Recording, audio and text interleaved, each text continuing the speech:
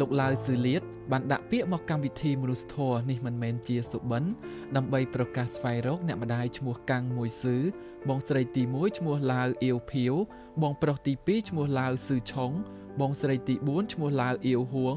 ប្អូនស្រីទី6ឈ្មោះឡាវអៀវជេងប្អូនស្រីទី7ឈ្មោះឡាវអៀវគួងប្អូនស្រីទី8ឈ្មោះឡាវអៀវលេងនិងប្អូនស្រីទី9ឈ្មោះឡាវអៀវគុនដែលបានបែកគ្នានៅក្នុងសម័យសង្គ្រាមខ្មែរក្រហមបងប្អូនខ្ញុំមាន10នាក់ប្រុស4ស្រី6ទី1ស្រីឈ្មោះឡាវអៀវភៀវទី2ឈ្មោះឡាវស៊ឺឆុងទី3ឈ្មោះឡាវស៊ឺមេងទី4ឈ្មោះឡាវអៀវហួងទី5គឺខ្ញុំទី6ឈ្មោះឡាវអៀវជេងទី7ឈ្មោះឡាវអៀងគួនទី8ឈ្មោះឡាវអៀវលេងទី9ឈ្មោះឡាវអៀវគុនទី10ឈ្មោះឡាវស៊ឺពោពីដើមប៉ាខ្ញុំអ្នករស់ស៊ីទេដល់ពេលគាត់រស់ស៊ីនៅកពតទៅគាត់ខាតគាត់អីទៅគាត់ក៏រត់ទៅនៅស្រុកអណ្ដូងទឹកនៅខេត្តកោះកុងគេហៅតពាំងរូងដល់ពេលនោះគាត់ទៅរស់ស៊ីនៅនោះទៅរហូតដល់ឆ្នាំ1969មានពួកពលពតគេចូលមុនគេនៅតំបន់កោះកុងហើយតពាំងរូងហ្នឹងគាត់ក៏រៀបចំគ្រួសាររត់មកស្រុកកំណើតវិញនៅឆ្នាំ1960ចុងឆ្នាំ69 70ហ្នឹងមករស់ស៊ីនៅកពតវិញដល់ពេលរស់ស៊ីកពតរហូតដល់ឆ្នាំ1974ពេលនោះខ្មែរក្រហមក៏វាយចិត្តចូលដល់កពតទៀតគាត់ក៏សម្រេចចិត្តបងប្អូនមកនៅភ្នំពេញទាំងអស់សតតែខ្ញុំពីរអ្នកបងប្រុសខ្ញុំទី2នៅចាំផ្ទះដល់ពេលចុងឆ្នាំ74មិនចុងឆ្នាំទេប្រហែលជាដើមឆ្នាំខ្ញុំប្រហែលផ្លេចហើយក៏ពួកពលពតគេក៏ទម្លាក់គ្រាប់ចូលផ្សារកពត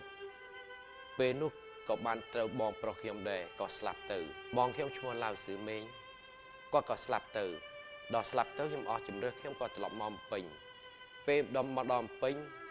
ឪពុកខ្ញុំក៏ស្លាប់ដែរគាត់បានឈឺស្លាប់ទេដល់ពេលនោះទៅខ្ញុំក៏នៅរៀនពេញខ្ញុំបានចូលរៀនអនុវិទ្យាល័យបឹងកក់នៅក្នុងឆ្នាំ1975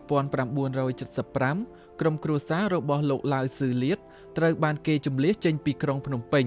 ពេលធ្វើដំណើរទៅដល់កំពង់ចម្លងខេត្តកណ្ដាលបងប្អូនជីដូនមួយបានបបួលលោកនិងប្អូនស្រីទី8ឈ្មោះឡាវអៀវលេងទៅជាមួយដោយនិយាយថាកុំឲ្យទៅជាមួយក្រុមគ្រួសារទាំងអស់គ្នាអីខ្លាចគេសម្លាប់ចោលទាំងអស់គ្នាក្រោយមកទៀតរូបលោកនិងប្អូនស្រីទី8និងបងប្អូនជីដូនមួយត្រូវគេជម្លៀសទៅដល់ភូមិពីមកោះស្នាខេត្តកំពង់ចាមចំណែកម្ដាយនិងបងប្អូនផ្សេងទៀតមិនដឹងថាគេជម្លៀសទៅដល់ទីណានោះទេ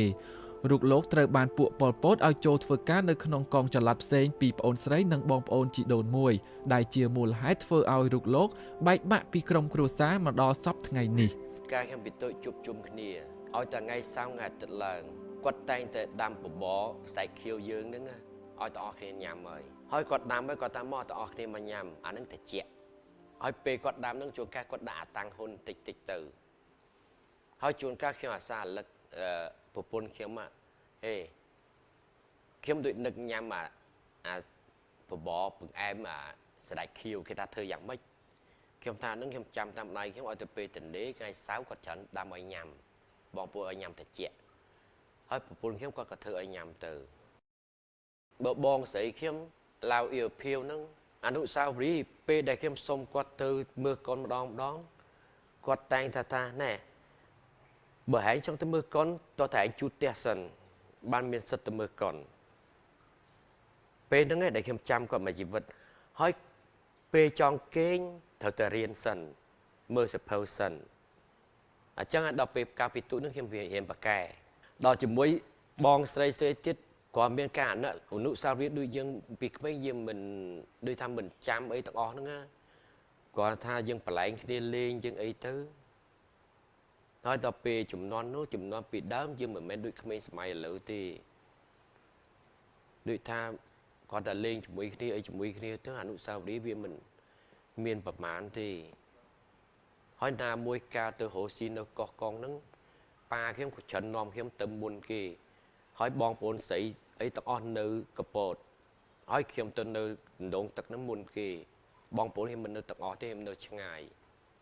ដល់ពេលវាយអាពោតហ្នឹងបានខ្ញុំត្រឡប់មកកពោតវិញបានជុំគ្នាទាំងអស់ពេលដែលធ្វើបន់ទៀនអីក៏ដោយពេលដែលខ្ញុំឃើញគ្រួសារគេជួបជុំគ្នាខ្ញុំក៏មានអារម្មណ៍ក្តុកក្តួលតែខ្ញុំធ្លាប់ពីតូចពេលដែលឪពុកម្ដាយពេលដែលធ្វើចូលឆ្នាំខ្មែរចិនម្ដងជួបជុំគ្នាដូច្នេះខ្ញុំចេះគ្មានអារម្មណ៍ថាប្រហែលជាថ្ងៃណាមួយខ្ញុំជួបជុំពួកគាត់បើសិនជាពួកគាត់មិនទាន់ស្លាប់តែបើពួកគាត់ស្លាប់ទេខ្ញុំក៏មិនដឹងធ្វើម៉េចដល់ទីបំផុតខ្ញុំក៏មានសេចក្តីសង្ឃឹមតូចមួយដែលអាចពឹងពាក់ប៉ុស្តិ៍បាយ័ននឹងថាប្រហែលជាសង្ឃឹមយើងមិនអាចសង្ឃឹម 100% បានទេព្រោះយើងមិនដឹងថាគាត់ស្លាប់ឬក៏រស់ដូច្នេះខ្ញុំសង្ឃឹមតិចណាស់ព្រោះស្អីក៏ដោយតែយើងសង្ឃឹមច្រើនខ្លាចក្រែងដល់ពេលវាមិនបានលទ្ធផលយើងស្ដាយក្រោយនឹកណាស់បងប្អូនទាំងអស់ដែលខ្ញុំបែកជាង30ឆ្នាំហើយខ្ញុំនៅម្នាក់ឯងទេដូច្នេះបើបានឃើញរូបខ្ញុំហើយសូមតាក់ទងប៉ុស្តិ៍បាយ័នខ្ញុំមានសេចក្តីរំភើបហើយមានសេចក្តីនឹករលឹកដល់អ្នកទាំងអស់គ្នារោគអ្វីទៀតមិនបានទេ